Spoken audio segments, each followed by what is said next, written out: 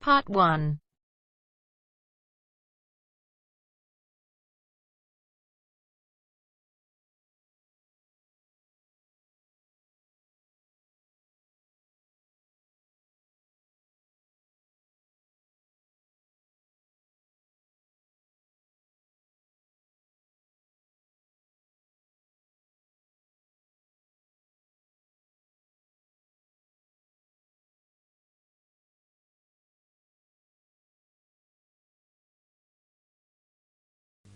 You will hear a number of different recordings, and you will have to answer questions on what you hear. There will be time for you to read the instructions and questions, and you will have a chance to check your work. All the recordings will be played. Write all your answers in the listening question booklet. At the end of the real test, you will be given 10 minutes to transfer your answers to the answer sheet. A man wants to find out about a language course. Listen to the conversation between the man and the woman and answer the questions. First, you have some time to look at questions 1 to 4.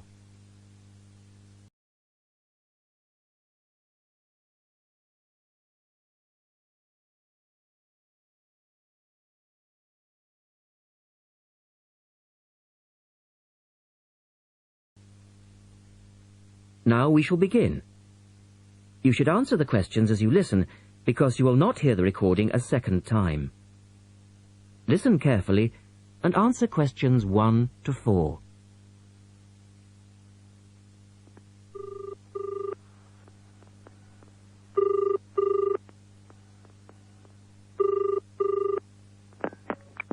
Good morning, University Language Centre. How can I help you?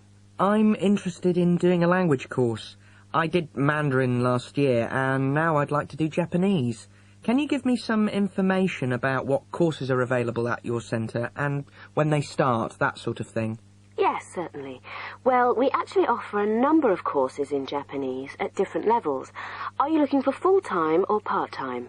Oh, I couldn't manage full-time as I work every day, but evenings would be fine, and certainly preferable to weekends. Well, we don't offer courses at the weekend anyway, but let me run through your options. We have a 12-week intensive course, 3 hours, 3 nights a week. That's our crash course, or an 8-month course, 2 nights a week. I think the crash course would suit me best, as I'll be leaving for Japan in 6 months' time. Are you a beginner? Not a complete beginner, no. Well, we offer the courses at 3 levels. Beginners, lower intermediate and upper intermediate, though we don't always run them all. It depends very much on demand. I'd probably be at the lower intermediate level, as I did some Japanese at school, but that was ages ago. Right. Well, the next level 2 course begins on Monday the 12th of September. There are still some places on that one. Otherwise, you'd have to wait until January or March. No, I'd prefer the next course. The woman asked the man for some details about himself. Look at questions 5 to 10.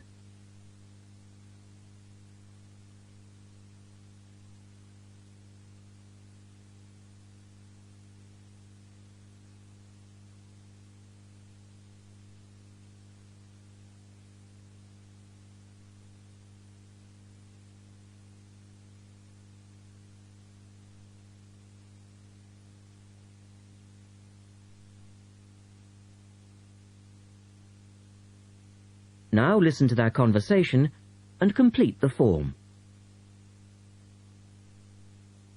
Right. Can I get some details from you then, so I can send you some information? Sure. What's your name? A family name first. Haggerty. Richard. Hagarty? No, Hagerty. Oh, okay. And your address, Richard? Well, perhaps you could email it to me. Right. What's your email address? It's Ricky45, that's one word, RICKY45, at hotmail.com. And I just need some other information for our statistics.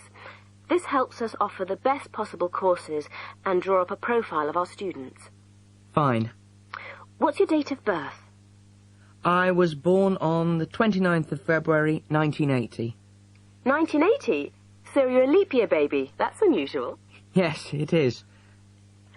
And just one or two other questions for our market research, if you don't mind. No, that's fine. What are your main reasons for studying Japanese? Business, travel, or general interest? My company's sending me to Japan for 2 years. All right, I'll put down business. And do you have any specific needs? Will there be an emphasis on written language? For instance, will you need to know how to write business letters, that sort of thing? No, but I will need to be able to communicate with people on a day-to-day basis. Okay, so I'll put down conversation. Yes, because I already know something about the writing system at an elementary level, and I don't anticipate having to read too much. You said you'd studied some Japanese. Where did you study? 3 years at school, then I gave it up, so I've forgotten a fair bit. You know how it is with languages if you don't have the chance to use them. Yes, but I'm sure it will all come back to you once you get going again. Now, once we receive your enrollment form, we'll contact you. That is the end of part 1. You now have half a minute to check your answers.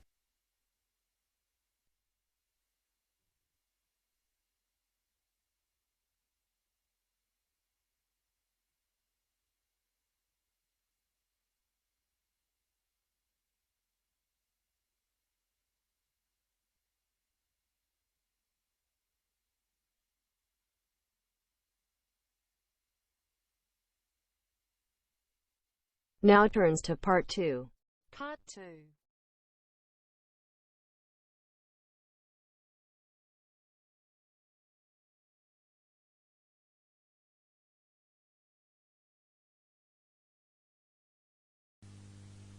You will hear a man talking on the radio about dogs which help people with their work. First, look at questions 11 and 12.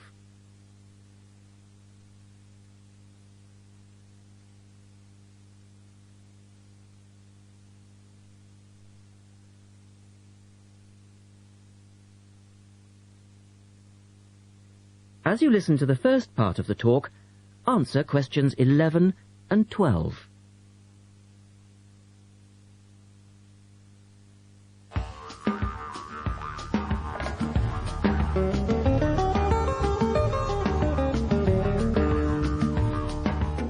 Welcome to this week's edition of Countrywide. And today, we're taking a look at a number of different breeds of working dogs. And here to report on the dogs with jobs is Kevin Thornhill. Thanks, Joanne. Well, yes, dogs with jobs is the subject of today's program. Dogs have earned themselves a reputation over the centuries for being extremely loyal. And here's a little story which illustrates just how loyal they are. Just outside the country town of Gundagai in Australia is a statue built to commemorate a dog. A dog which sat waiting for his owner to return to the spot where he'd left him. Well, the story, which was immortalised in a song, has it that the poor dog died waiting for his master, 5 miles from Gundagai, which is where they built the statue. Now that's what I call loyalty. Now look at questions 13 to 20.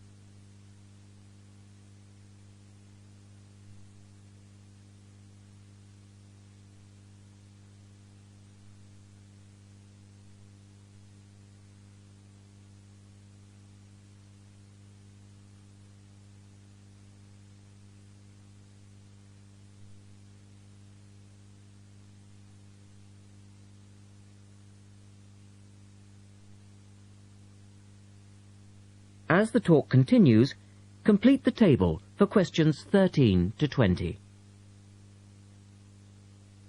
Well, because of their loyalty and also their ability to learn practical skills, dogs can be trained to do a number of very valuable jobs.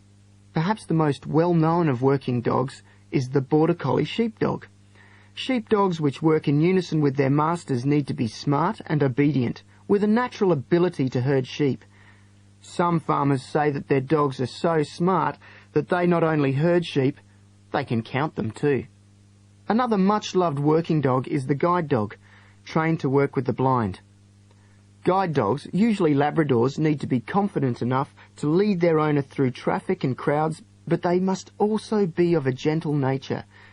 It costs a great deal of money to train a dog for this very valuable work, but the guide dog associations in the UK, America and Australia receive no government assistance, so all the money comes from donations. Another common breed of work dog is the German Shepherd. German Shepherds make excellent guard dogs and are also very appropriate as search and rescue dogs, working in disaster zones after earthquakes and avalanches. These dogs must be tough and courageous to cope with the arduous conditions of their work, and so that they can be sent anywhere in the world to assist in disaster relief operations, effective dogs and their trainers are now listed on an international database. When you arrive at an airport here, you may be greeted in the baggage hall by a detector dog, wearing a little red coat bearing the words "Quarantine." These dogs are trained to sniff out fresh fruit as well as meat and even live animals hidden in people's bags. In order to be effective, a good detector dog must have an enormous food drive. In other words, they must really love their food. At Sydney Airport, where there are 10 detector dogs working full-time, they stop about 80 people a month trying to bring illegal goods into the country. And according to their trainers, they very rarely get it wrong. Another famous working dog is the husky. Huskies, which originally came from Siberia, have been used for decades as a means of transport on snow, particularly in Antarctica where they have played an important role. Huskies are well adapted to harsh conditions and they enjoy working in a team. But the huskies have all left Antarctica now because the international treaty prohibits their use in the territory as they are not native animals. Many people were sad to see the dogs leave Antarctica, as they had been vital to the early expeditions and earned their place in history along with the explorers. That is the end of part 2. You now have half a minute to check your answers.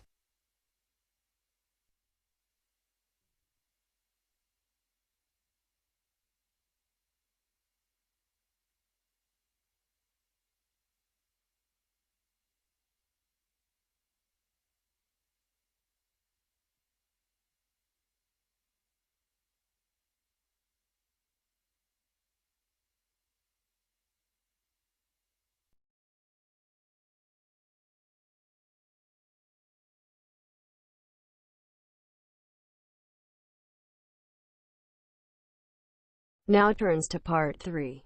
Part 3.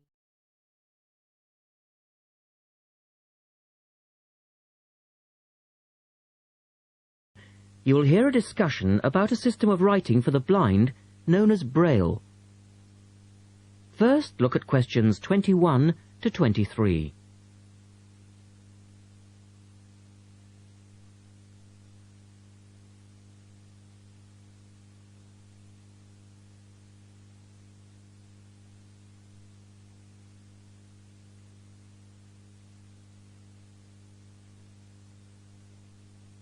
Now listen to the first part of the discussion and complete the notes for questions 21 to 23.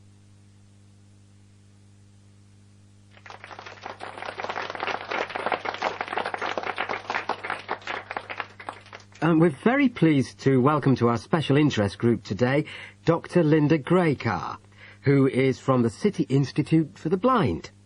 Linda is going to talk to us about the system of writing for the blind known as Braille. Linda, welcome. Thank you. Now, we'd like to keep this session pretty informal, and I know Linda won't mind if members of the group want to ask questions as we go along. Well, let's start with an obvious one. What is Braille, and where does it get its name from?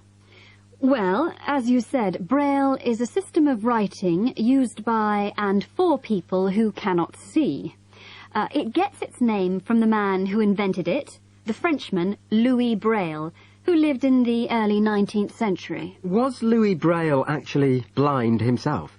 Well, he wasn't born blind, but he lost his sight at the age of 3 as the result of an accident in his father's workshop.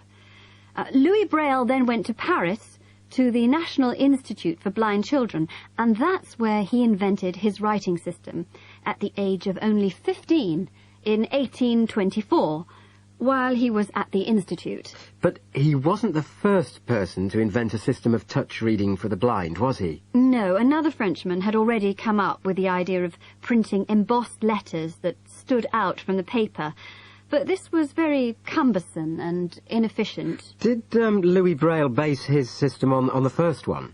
No, not really.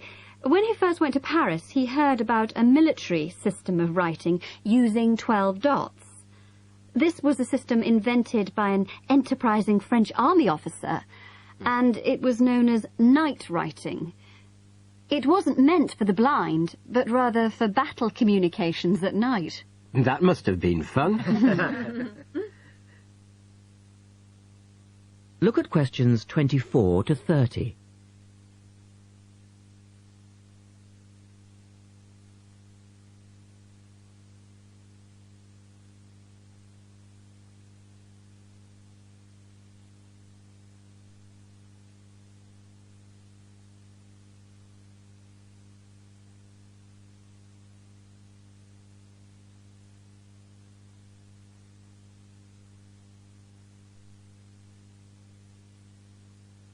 Listen carefully and answer questions 24 to 30. Anyway, Braille took this system as a starting point, but instead of using the 12 dots, which night writing used, he cut the number of dots in half and developed a 6-dot system. Can you give us a little more information about how it works? Well, it's a system of touch reading, which uses an arrangement of raised dots called a cell. Braille numbered the dot positions 1, 2, 3 downward on the left and 4, 5, 6 downward on the right. The letters of the alphabet are then formed by using different combinations of these dots. Yes? So, is the writing system based on the alphabet, with each word being individually spelt out? Well, it's not quite that simple, I'm afraid. For instance, the first 10 letters of the alphabet are formed using dots 1, 2, 4 and 5. But Braille also has its own short forms for common words. For example, B for the word but and H for have. There are many other contractions like this. So you spell out most words letter by letter, but you use short forms for common words? Yes. Though I think that makes it sound a little easier than it actually is. And was it immediately accepted? I mean, did it catch on straight away? Well, yes and no. It was immediately accepted and used by Braille's fellow students at the school, but the system was not officially adopted until 1854, 2 years after Braille's death. So official acceptance was slow in coming. I suppose it works for all languages which use the Roman alphabet. Yes, it does, with adaptations, of course. Can it be written by hand, or do you need a machine to produce Braille? Well, you can write it by hand onto paper with a device called a slate and stylus. But the trick is that you have to write backwards, from right to left, so that when you turn your sheet over, the dots face upwards and can be read like English from left to right. Oh, I see. But these days, you'd probably use a Braille writing machine, which is a lot easier. And tell us, Linda, is Braille used in other ways, other than for reading text? Yes, indeed. In addition to the literary Braille code, as it's known, which, of course, includes English and French, there are other codes. For instance, in 1965, they created a form of Braille for mathematics. I can't imagine trying to do maths in Braille. Yes, that does sound difficult, I agree. And there's also a version for scientific notation. Oh, and yes, I almost forgot. There is now a version for music notation as well. Well, thanks, Linda. That was most interesting. Now, does anyone have any last questions? Yes. Roughly how long does it take to learn to read Braille? Can you do it?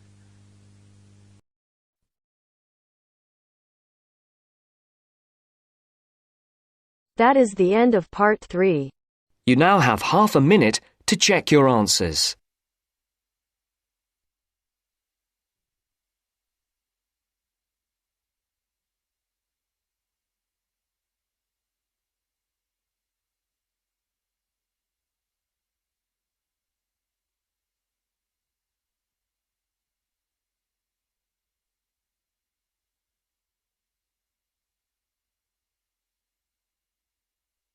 Now turns to Part 4. Part 4.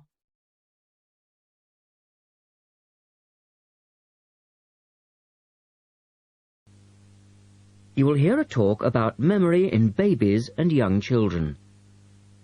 First, you have some time to look at questions 31 to 35.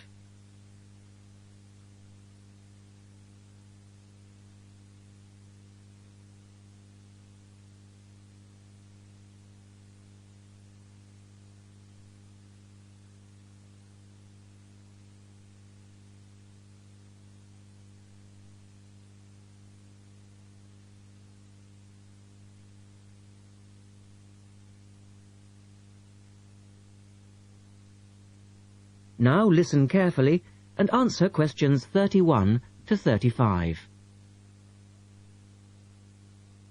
We're going to look today at some experiments that have been done on memory in babies and young children. Our memories, it's true to say, work very differently, depending upon whether we are very old, very young, or somewhere in the middle. But when exactly do we start to remember things? And how much can we recall? One of the first questions that we might ask is, do babies have any kind of episodic memory? Can they remember particular events? Obviously, we can't ask them, so how do we find out? Well, one experiment that's been used has produced some interesting results. It's quite simple and involves a baby in its cot, a colourful mobile, and a piece of string. It works like this. If you suspend the mobile above the cot and connect the baby's foot to it with the string, the mobile will move every time the baby kicks. Now you can allow time for the baby to learn what happens and enjoy the activity. Then you remove the mobile for a time and reintroduce it sometime from 1 to 14 days later.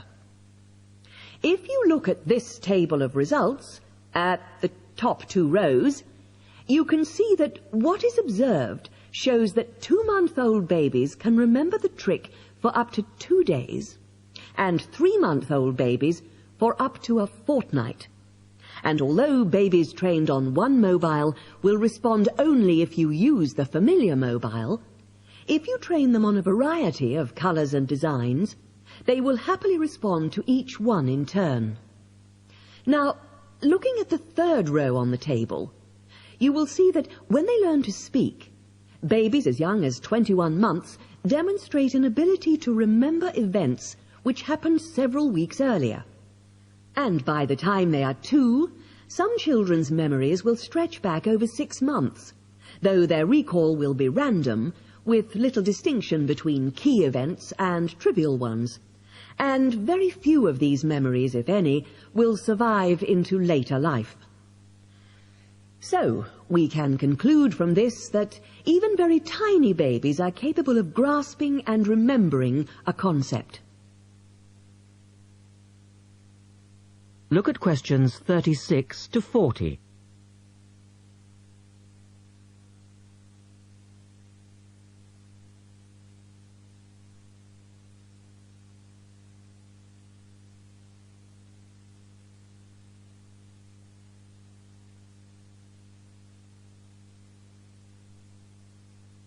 Now answer questions 36 to 40. So, how is it that young infants can suddenly remember for a considerably longer period of time? Well, one theory accounting for all of this, and this relates to the next question we might ask, is that memory develops with language. Very young children with limited vocabularies are not good at organizing their thoughts. Though they may be capable of storing memories, do they have the ability to retrieve them? One expert has suggested an analogy with books on a library shelf. With infants, he says, it's as if early books are hard to find because they were acquired before the cataloguing system was developed. But even older children forget far more quickly than adults do. In another experiment, several 6-year-olds, 9-year-olds and adults were shown a staged incident. In other words, they all watched what they thought was a natural sequence of events. The incident went like this. A lecture, which they were listening to, was suddenly interrupted by something accidentally overturning. In this case, it was a slide projector. To add a third stage, and make the recall more demanding, this accident was then followed by an argument. In a memory test the following day, the adults and the 9-year-olds scored an average 70%, and the 6-year-olds did only slightly worse. In a retest 5 months later, the pattern was very different. The adults' memory recall hadn't changed, but the 9-year-olds had slipped to less than 60%, and the 6-year-olds could manage little better than 40% recall. In similar experiments with numbers, digit span is shown to vary. That is the end of part 4. You now have half a minute to check your answers.